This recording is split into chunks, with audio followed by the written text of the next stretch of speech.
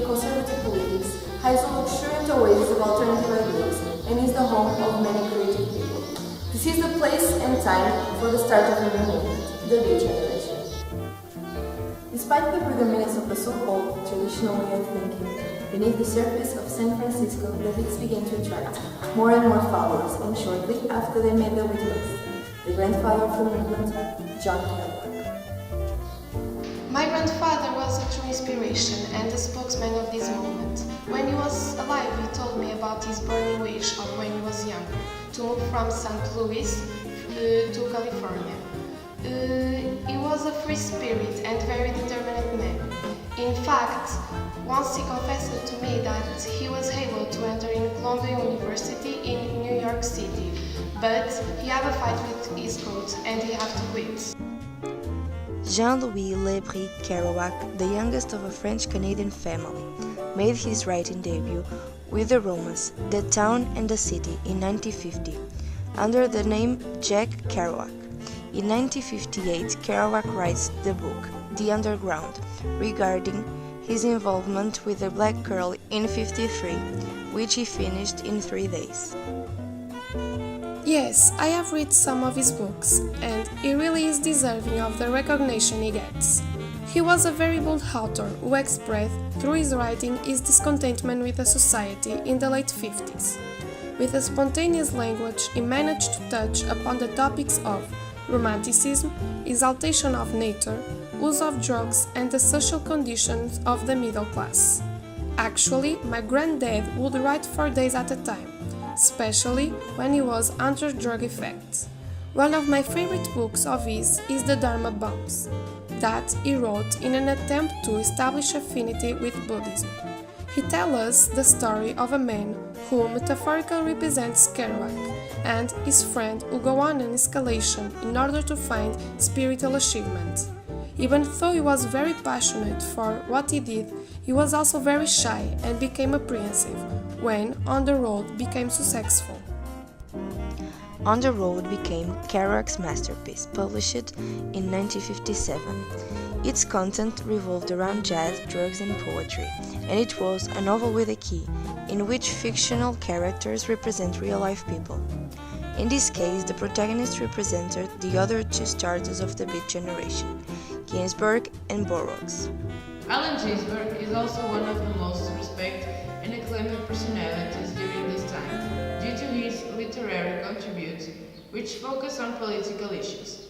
Apart from the countercultural appeal, Ginsberg was closely associated with anti-war movements in 1965. He was the creator of the well-known slogan, "Flower Power," used by hippies, which became a smart strategy to promote positive values of nonviolence during the Vietnam War. Born in 1926 in a Judaic family in New Jersey, Ginsberg became interested in politics from a very early age, and during his teenage years, he wrote many letters to the New York Times regarding the Second World War and workers' rights, for instance. He became increasingly interested in poetry when he was in secondary school, and there is no doubt that after entering Columbia University and meeting Burroughs and Kerouac, his writing style became centered in sexuality and drugs. By the age of 29, he had produced numerous pieces of poetry, but none of them was published until 1955, with the acclaimed Owl. With this poem, Ginsberg became the angry voice that manifested against the oppressive and abusive society of the 20th century. He was the voice of what many at the time couldn't say, and it is still considered to be a revolutionary event in American poetry. Owl broke through the traditional patterns of poetry in the 50s, approaching topics of explicit sexual language, which led to the arrest of the publisher and the book being considered obscene. Ginsberg's love for poetry did not stop there, and in 1961 he published Kaddish, based on a Hebrew prayer for the dead, telling us about his relationship with his mother, who struggled with mental illness.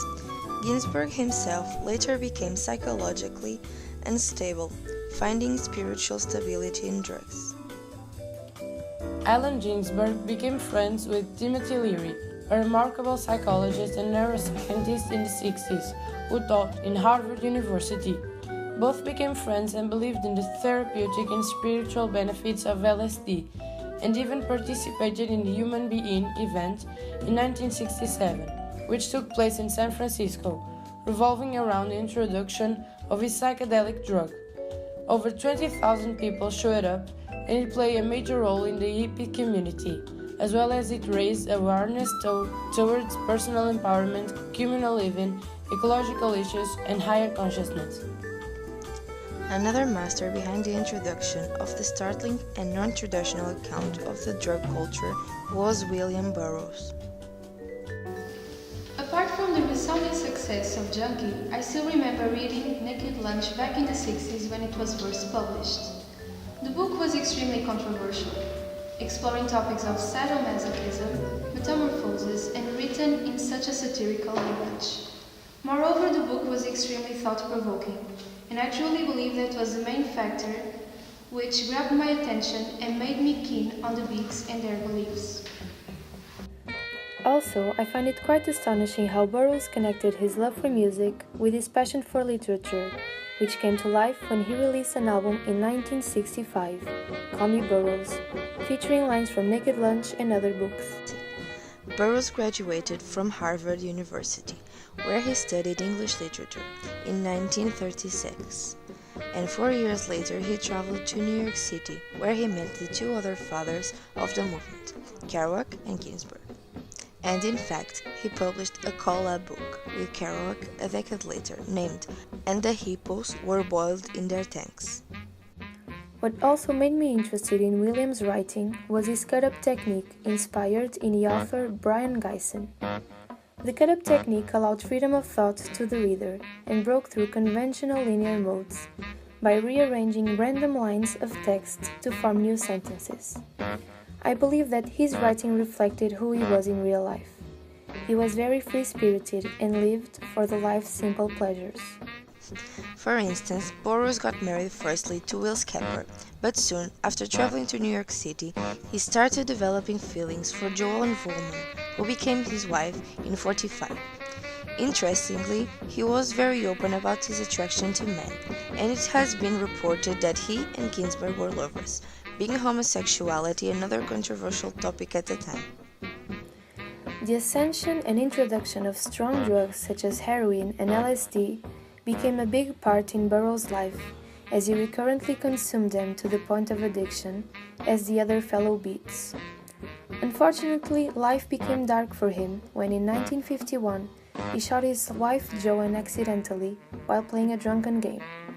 2 years later, in 1953, he published Junkie, an autobiography which gives the reader an insight of the drug culture and Burroughs' rehabilitation trip to London.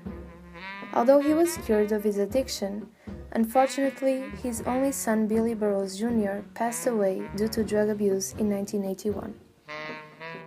The Beat Generation was never a large movement in terms of numbers, but influence-wise it certainly made an impact.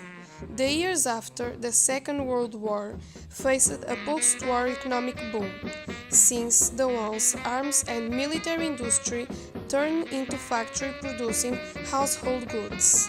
However, the younger generation in the 50s, especially university students, were beginning to question this materialistic society. The Beat Generation was a product of this questioning. They perceived capitalism as a destructive weapon to the human spirit and expressed dissatisfaction toward their parents' generation. In addition to their dissatisfaction with consumer culture, the taboos against frank discussions of sexuality and other matters were seen as unhealthy. For the Beats, literature was bold, straightforward and expressive, not only in the writing style, but also regarding its topics, and underground music styles like jazz were especially evocative at the time. Some dismissed the Beat Generation literary movement as a provocation and a way of seeking attention instead of real art. However, time has proven that the cultural impact of Beat writers was far from short-lived, as the influence of their work continues to be widespread. As mentioned, the trio founders of the Beat Generation met at Columbia University in the early 40s, although many other personalities like Neil Cassidy, Lucien Carr, and Gregory Corso were also a part of it. Despite their anti-establishment pretensions, the ingenious and creative Beats were all from middle-class backgrounds and did well academically, being Burroughs considered the wisest and the most experienced of all. This literary movement was heavily influenced by Romantic poets, such as Percy Bysshe Shelley and William Blake, intertwined with surrealist and absurdist tendencies. Ginsberg's Howl marked a turning point in the history of American literature. It gave the reader a closer look into the underside of America, mixed with a rage against conformity. But it also presented the public a new writing form, one fused with oral speech, which later developed into slam poetry. In the 60s, Ginsberg's exuberant poetry became less explosive, which revealed a more mature side of him. After a while, he dropped drugs and focused on what he believed would bring him true spiritual fulfillment, becoming a prophet poet. With this idea in mind, he co-founded alongside Anne Waldman Jack Kerouac's School of Disembodied Poetics, where he was able to share his beliefs and values as a mentor. On the other hand, Jack Kerouac was considered the most fragile Beat. In spite of being quiet and reserved, he received a lot of attention, as he was the spokesperson of the Beat generation, which resulted in growing conflict inside of him, aggravating the crippling depression that he suffered from. Beat generation authors were heavily criticized due to their so-called anti-intellectual and unrefined behavior. They were considered a national security threat because of how they so openly exposed a materialistic society and conveyed their feelings about drugs and sexuality.